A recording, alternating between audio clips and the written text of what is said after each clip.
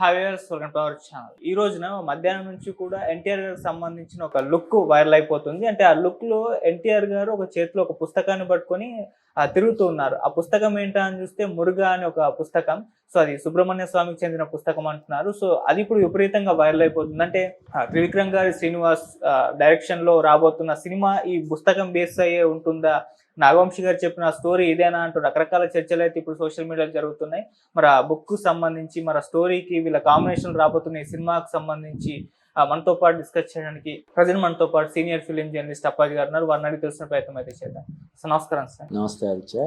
Sir, Nagavamsi గారు already చెప్పారు త్రివిక్రమ్ శ్రీనివాస్ గారితో ఎన్టీఆర్ గారి సినిమా ఉంటుంది, సుబ్రహ్మణ్య స్వామికి సంబంధించిన పౌరాణిక చిత్రం ఇది అని చెప్పేశారు. సో ఇప్పుడు బుక్ కూడా పట్టుకొని తిరుగుతున్నారు. సో ఆయన హింట్ ఇచ్చేసరికి ఎన్టీఆర్ గారు కూడా అని చెప్పేశారు. బుక్ మీదనే బేస్ అయి ఉంటుందా సినిమా? మరి సినిమాకి సంబంధించి మీరేం చెప్తారు సార్? అంటే మనం మ్యాడ్ సినిమా సక్సెస్ మీట్ లో ఎన్టీఆర్ స్వయంగా ప్రకటించడం మనం చూసాం. వంశీ ప్రొడ్యూసర్ గా నేను సినిమా, నాగవంశీ ప్రొడ్యూసర్ గా ఒక సినిమా చేస్తానని చెప్పి ఆయన పబ్లిక్ స్టేట్మెంట్ ఇచ్చాడు. ఓకే కదా, అది కూడా ఏంటి, నాకు వేరే బ్యానర్ ఈయన సమర్పణ కాదు, నువ్వే ప్రొడ్యూసర్గా ఉండాలి, సూర్యదేవర నాగవంశీనే సినిమాకి ప్రొడ్యూసర్గా ఉండాలి అంటే ఇండైరెక్ట్గా హాసిని హారిక దాంట్లో కాకుండా సితారలోనే సినిమా చేయాలని ఆయన చెప్పాడు.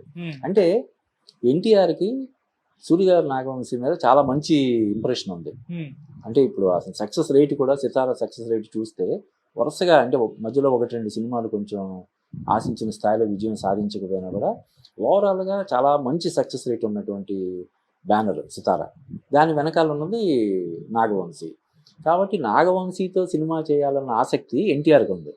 ఇంకా ఎన్టీఆర్ లాంటి పెద్ద స్టార్, సూపర్ స్టార్ డేట్లు ఇస్తామంటే ఎవరైనా సరే దాన్ని వెంటనే దాన్ని యూటిలైజ్ చేసుకుంటారు కదా. కాబట్టి ఆల్రెడీ త్రివిక్రమ్ కాంబినేషన్లో ఎన్టీఆర్ సినిమా చేసి ఉన్నాడు. కాబట్టి ఇప్పుడు ఈ బన్నీతో త్రివిక్రమ్ చేయాల్సిన సినిమా వేరే కారణాల వల్ల అది హోల్డ్లో పెట్టాల్సి వచ్చింది. కాబట్టి ఇప్పుడు ఈ ప్రాజెక్ట్ తెర మీదకి వచ్చిందని మనం భావించవచ్చు. అయితే ఈ లోపల ఇప్పుడు త్రివిక్రమ్ గారు వెంకటేష్ కాంబినేషన్లో సినిమా చేస్తున్నారని చెప్పి ఇంచుమించు అఫీషియల్గానే ఒక ఇది వచ్చింది. అంటే ఈ సినిమా తర్వాత, వెంకటేష్ సినిమా తర్వాత త్రివిక్రమ్ ఎన్టీఆర్ కాంబినేషన్లో సూర్యదేవర నాగవంశీ ప్రొడ్యూసర్గా కానీ ప్రజెంటర్గా కానీ ఒక సినిమా వస్తుందని చెప్పి మనం ఖచ్చితంగా ఎక్స్పెక్ట్ చేయొచ్చు.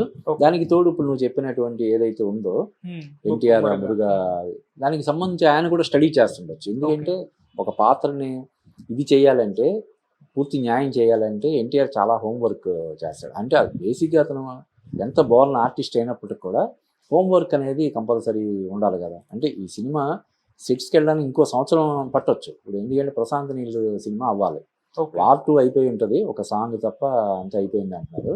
రేపు ఆగస్టు 14న వార్ 2 వచ్చేస్తుంది. తర్వాత ప్రశాంత్ ఎన్టీఆర్ సినిమా రావాలి. అది వచ్చిన తర్వాత త్రివిక్రమ్ ఎన్టీఆర్ సినిమా పట్టాలెక్కే అవకాశం ఉంది. దానికోసం ఆయన ఇప్పుడే హోంవర్క్ స్టార్ట్ చేసినట్టుగా ఇప్పుడు నువ్వు చెప్తున్న దాన్ని బట్టి మనకి అనిపిస్తుంది అనమాట. సార్, ఎన్టీఆర్ గారు ఒక అద్భుతమైన నటులు, అది ప్రత్యేకంగా చెప్పాల్సిన పని లేదు. ఆయన పౌరాణిక పాత్ర ఫస్ట్ టైం చేయబోతున్నారు. ఆయన చేయాలని చెప్పేసి ఎంతో మంది కోరుకున్నారు. అంటే యమదొంగలో ఆ స్టైల్, ఆ డైలాగ్ డెలివరీ ప్రత్యేకంగా అందరూ కూడా చూస్తారు. పర్ఫెక్ట్ ఒక పౌరాణిక సినిమా పడితే బాగుంటుందని చెప్పేసి అభిమానులు చాలా మంది కోరుకున్నారు. మరి ఇప్పుడు సో ఆకలి తీరినట్టు అనుకోవచ్చా ఈ సినిమాతో? డెఫినెట్గా. అంటే ఇంకొకటి ఏంటంటే, మైథాలజీ అనేది ఒక యూనివర్సల్ ఇది, నాట్ ఓన్లీ మన పాన్ ఇండియా, మొత్తం పాన్ వరల్డ్ లాగా తీయడానికి అవకాశం ఉన్నటువంటి సబ్జెక్ట్. కాబట్టి ఇప్పుడు అటువంటి సబ్జెక్ట్స్కి ఇప్పుడు మన రామాయణం తీస్తున్నారు, అలాగే మహాభారతం తీయాలని చెప్పి మన రాజమౌళి కానీ చాలామంది ఎన్నో సంవత్సరాలుగా ప్రయత్నాలు చేస్తున్నారు. ఎందుకంటే దానికి ఉన్నటువంటి అప్పీల్. ఈవెన్ మనం హాలీవుడ్లో తీసినటువంటి అవతార్ కానీ ఇటువంటి సినిమాలు మన ఈ పురాణాలు, ఇతిహాసాలు బేస్ చేసుకొని చేస్తున్నారు. అటువంటిది హాలీవుడ్ డైరెక్టర్సే మన పురాణాలు, ఇతిహాసాలను బేస్ చేసుకుని సినిమాలు తీస్తున్నప్పుడు మన దర్శకులు వాటిని అందిపుచ్చుకోవడంలో ఇదేం లేదు కదా, ఆశ్చర్యం లేదు కదా. ఆ విధంగా త్రివిక్రమ్ కూడా ఒక పాన్ వరల్డ్ అప్పీల్ కలిగినటువంటి సబ్జెక్ట్ తోటి ఎన్టీఆర్తో సినిమా చేయాలనే ఇందులో భాగంగా ఈ ప్రాజెక్ట్ని పట్టాలెక్కించడం కోసం ప్రయత్నం చేస్తున్నారని మనం అనుకోవచ్చు. అంటే సార్ పౌరాణిక సినిమాలు మన దగ్గర అంటే ఒకప్పుడు విరివిగా వచ్చేసి ఇప్పుడు తగ్గిపోవడం చూస్తున్నాం. ఎక్కువగా సాంఘిక చిత్రాలు, మాస్ అవన్నీ జోనల్ అన్ని కూడా మారిపోయాయి. ఇప్పుడు చాలా కాలం తర్వాత పౌరాణిక చిత్రం రావడం, ఇది కూడా నాగవంశి గారే అన్నారు.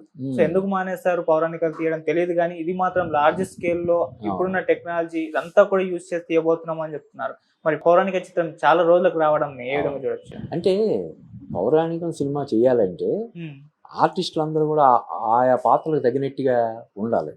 అంటే ఆ డైలాగ్ డెలివరీ కానీ, ఆ డెడికేషన్ కానీ, ఇవన్నీ కూడా ఎంతో పర్ఫెక్ట్గా ఉంటే తప్ప అవి చేయలేరు. అది ఆషామాషి వ్యవహారం కాదు. దానికి సంబంధించి ఒక్క హీరో హీరోయిన్లు మాత్రమే కాదు, సపోర్టింగ్ క్యారెక్టర్స్ చేసే వాళ్ళందరూ కూడా ఆ క్యారెక్టర్కి తగినట్టుగా ఉండాలి. అంత టైం కేటాయించాలి కదా. ఇప్పుడు ఒక సినిమా అంటే ఇప్పుడున్న పరిస్థితుల్లో పాన్ ఇండియా సినిమాలు మినిమం 1 year 2 years అలా పడుతున్నాయి కదా. మరి అంత సమయం కేటాయించే ఇది లేదు కదా. ఇప్పుడు రణబీర్ కపూర్ యానిమల్ సినిమా తర్వాత రామాయణ సినిమా చేస్తున్నాడు. యానిమల్ సినిమా రిలీజ్ అయ్యి ఆల్రెడీ 1 year దాటిపోతున్నట్టు, దాటిపోయింది కదా. అయినా ఇప్పుడు ఇది నెక్స్ట్ ఇయర్ అంటున్నారు రామాయణం. అంత టైం కేటాయించాల్సినటువంటి పరిస్థితి కాబట్టి ఆ డిక్షన్ పరంగా కానీ, ఆ ఆహార్యం కానీ, ఆ గెటప్స్ కానీ, ఇవన్నీ ఎంతో డెడికేషన్ తోటి చేయాలి. కాబట్టి వీళ్ళందరూ కూడా ఇప్పుడు మనం ఒక మాయాబజారు, ఒక ఇటువంటి సినిమాలు చూస్తే చూడు, అందులో ఎన్టీఆర్, ఏఎన్ఆర్, సావిత్రి, ఇలాగే ఎస్వి రంగారావు, వీళ్ళందరూ గొప్ప గొప్ప అందరూ నటీనటులందరూ కూడా ఉంటారు ఆ సినిమాలో. ఇప్పుడు ఉదాహరణ మాయాబజార్ని ఎవరైనా రీమేక్ చేయాలనుకుంటే ఎస్వి రంగారావు క్యారెక్టర్ ఎవరు చేస్తారు? సరే, ఎన్టీఆర్ క్యారెక్టర్ ఎన్టీఆర్తో చేయించవచ్చు, ఏఎన్ఆర్ క్యారెక్టర్ నాగ చైతన్య తోటి అది చేయించు. మిగతా క్యారెక్టర్లన్నీ ఒక సావిత్రి లేకపోతే ఇంకొకటి ఈ క్యారెక్టర్లన్నీ తీసుకురావాలంటే చాలా కష్టం కదా. అందువల్ల ఇది కొంచెం గ్యాప్ వచ్చింది, పౌరాణికాలకి బాగా గ్యాప్ వచ్చింది.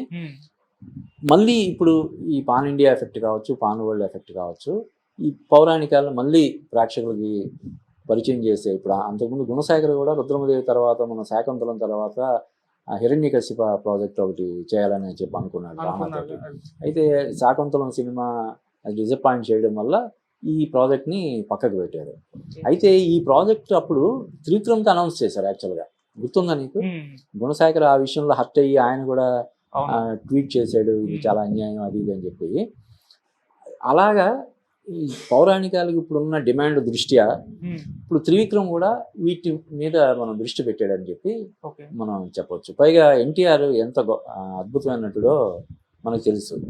రాముడిగా కానీ, కృష్ణుడిగా కానీ, అర్జునుడిగా కానీ, ఇలాగ ఏ పాత్రలో అయినా అలవోకగా ఒదిగిపోగలిగే ఒక ఇది ఆయనకు ఉంది. కాబట్టి ఆయనతో ఖచ్చితంగా పౌరాణికాలు చేస్తే డెఫినెట్గా అవి పాన్ వరల్డ్ రీచ్ ఉంటుందని చెప్పి మనం చెప్పొచ్చు. చివరిగా సార్, ఇప్పుడు ఎన్టీఆర్ గారి లైన్అప్ చూసుకుంటే వార్ 2 అయిపోయినట్టు అనుకోవచ్చు.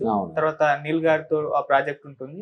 ఆ తర్వాత దేవరా 2 ఉంటుందా, త్రివిక్రమ్ శ్రీనివాస్ గారితో ఉంటుందా, మళ్ళీ నెల్సన్ గారితో కూడా సినిమా ఉందని అదొక రూమర్ స్ప్రెడ్ అవుతుంది, కానీ అది ఇంకా అఫీషియల్ గా అనౌన్స్మెంట్ రాలేదు. అది తొందరలో తెలియాలి. మరి దేవరా 2 ఉంటుందా, త్రివిక్రమ్ గారితో ఉంటుందా, అది లైనప్ ఎలా ఉంటుంది? అవును, ఇప్పుడు దేవరా 2 సంబంధించి ఎన్టీఆర్ అంతకుముందు ఈ సినిమా జపాన్ లో రిలీజ్ చేసినప్పుడు కానీ, మొన్న కొరటాల శివ బర్త్డే విషెస్ లో కానీ